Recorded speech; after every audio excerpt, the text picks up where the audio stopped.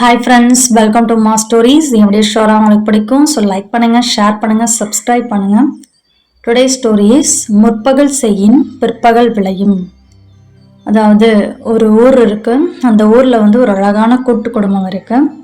அந்த கூட்டு குடும்பத்தில் ஒரு வயதானவர், ஒரு மகன், ஒரு மருமகள், ஒரு பேரன் இருக்காங்க.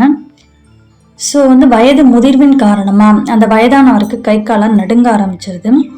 ஸோ நடுங்க ஆரம்பித்தோன்னே அந்த வீட்டில் இருக்கக்கூடிய கண்ணாடி பொருட்கள்லாம் உடைக்க ஆரம்பிச்சிடுறாரு. ஸோ இதை வந்து எப்படி தடுக்கலாம் அப்படின்னு அம்மா அப்பா யோசிச்சு அந்த வயதானவருக்குன்னு ஒரு அலுமினிய தட்டு, அலுமினிய டம்ளர் வாங்கி வைக்கிறாங்க. அது மட்டும் இல்லாமல் அந்த வயதானவரை வந்து ஒரு ரூமில் போட்டு அடைச்சிடுறாங்க. இதெல்லாம் பார்த்துக்கிட்டு இருந்து இந்த மகன் வந்து கேட்குறான் தன்னோட அம்மா அப்பாட்ட, ஏம்மா தாத்தாவுக்கு ஏன் அலுமினிய தட்டு, அலுமினிய டம்ளர் வாங்கி கொடுக்குறீங்க அப்படின்னு கேட்குறான்.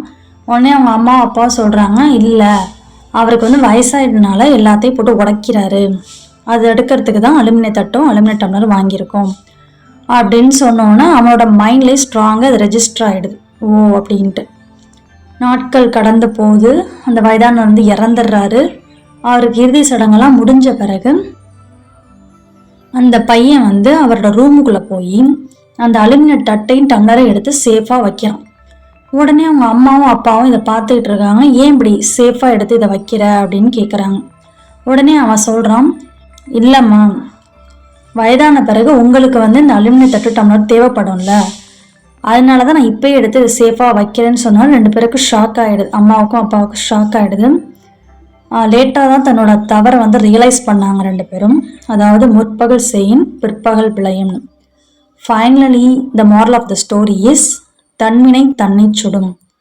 அதாவது நம்ம கிட்ட மற்றவர்கள் எப்படி நடந்துக்கணும்னு விரும்புகிறோமோ அதே மாதிரி தான் நாமும் பிறர்கிட்ட நடந்துக்கணும்.